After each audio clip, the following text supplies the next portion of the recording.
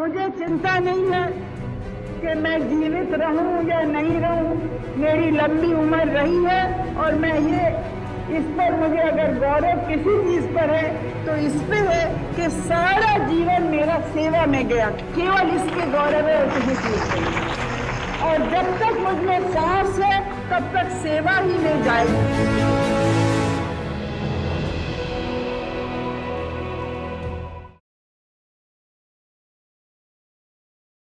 30 अक्टूबर 1984 का दिन था।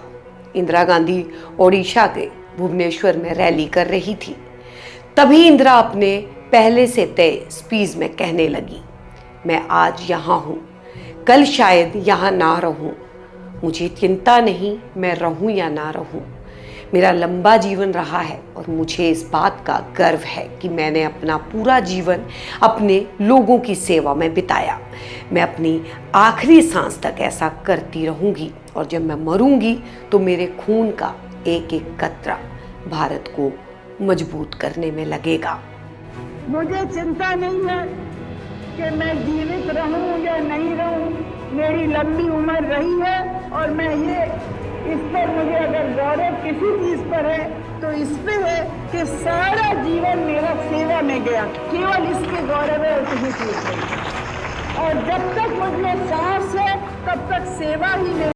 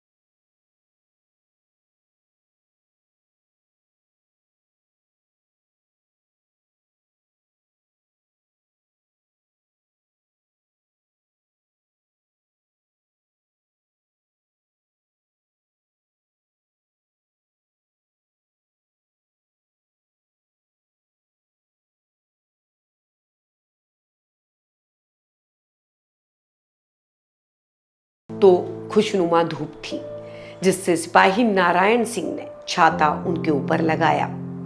चंद मिनटों में ही इंदिरा एक अकबर रोड की तरफ चल पड़ी।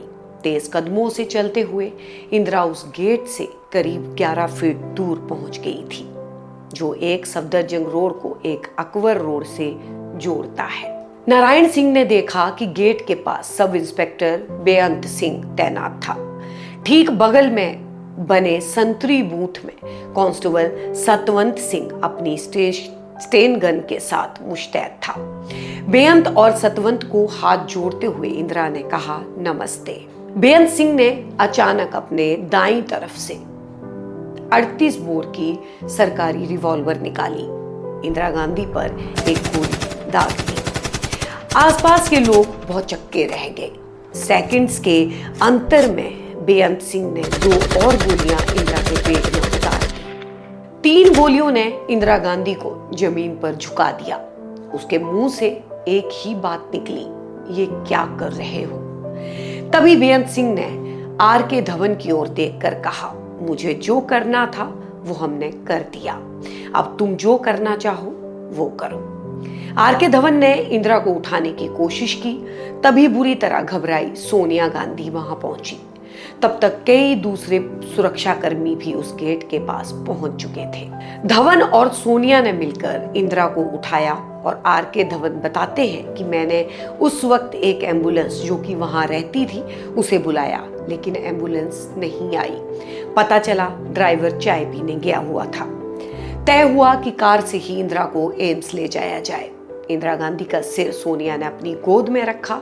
उनके शरीर से लगातार खून बह रहा था। एम्स पहुंचते ही इंदिरा गांधी को VIP सेक्शन ले जाया गया, लेकिन वो उस दिन बंद था। इमरजेंसी में तब 1 दर्जन भर सीनियर डॉक्टर्स जुट गए थे। पहली कोशिश ये कि लगातार बहते हुए खून को रोका जाए। डॉक्टरों की टीम ने उन्हें 8वें फ्लोर के ऑपरेशन थिएटर में ले जाने का फैसला किया। हालांकि जिंदगी का कोई भी निशान उनके शरीर में नजर नहीं आ रहा था, लेकिन फिर भी 12 डॉक्टरों की टीम चमत्कार की आस में उन्हें बचाने की कोशिश में जुट गई। लेकिन इंदिरा का शरीर उनका साथ छोड़ रहा था। डॉक्टर बड़ी बारीकी के साथ उनके शरीर से 7 गोलियां निकाल चुके थे। वक्त निकलता जा रहा था। डॉक्टरों के सामने एक मुश्किल इंदिरा का O नेगेटिव ब्लड ग्रुप भी था। भारत में 100 लोगों में से केवल 1 का O नेगेटिव ब्लड ग्रुप होता है। इंदिरा को बचाने के लिए डॉक्टरों ने उन्हें 88 बोतल O नेगेटिव खून चढ़ाया। उधर ऑपरेशन थिएटर के बगल वाले कमरे में एक और जद्दोजहद चल रही थी। इंदिरा की मौत के बाद कौन बनेगा देश का प्रधानमंत्री? राजीव गांधी पश्चिम बंगाल में अपना दौरा रद्द कर दिल्ली पहुंच चुके थे। आखिरकार दोपहर 2:23 पर आधिकारिक तौर पर ऐलान कर दिया गया कि इंदिरा गांधी की मौत हो चुकी है। इस वक्त तक एम्स के बाहर भी हजारों लोगों की भीड़ उमड़ आई थी। पुलिस वालों के लिए उन्हें संभालना मुश्किल हो रहा था।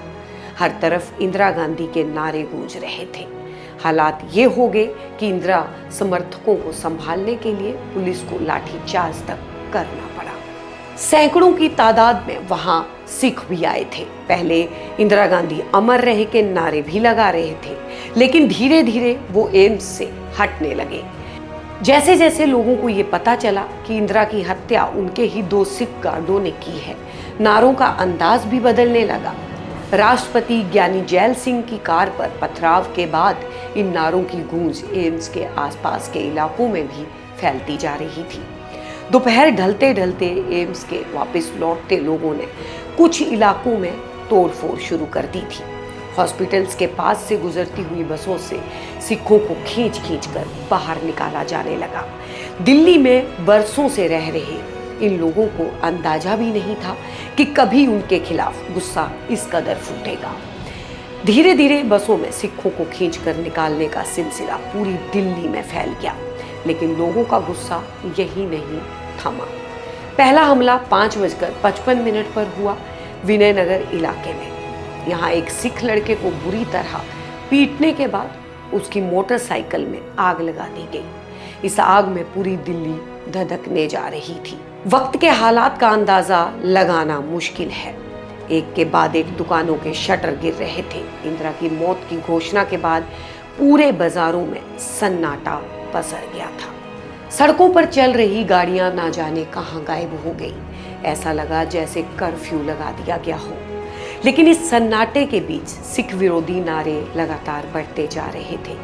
31 अक्टूबर के सूरज ने दिन भर में बहुत कुछ देख लिया था। डूबते सूरज की लाल रोशनी भी धीरे धीरे खत्म हो रही थी, लेकिन सूरज के डूबने के बाद भी लाल रोशनी खत्म नहीं हुई। जलते हुए घरों से उठती हुई रोशनी, वो भी तो लाल ही थी। इंदिरा गांधी के शव को 1 नवंबर की सुबह दिल्ली के रास्तों से होते हुए 3 मूर्ति भवन ले जाया गया, जहां उनके शव को सम्मान और जनता के दर्शन के लिए रखा गया। 3 नवंबर को राजघाट के पास उनका अंतिम संस्कार किया गया और इस स्थान का नाम शक्ति स्थल रखा गया। उनके बड़े बेटे और उत्तराधिकारी राजीव गांधी ने चिता को अग्नि दी थी।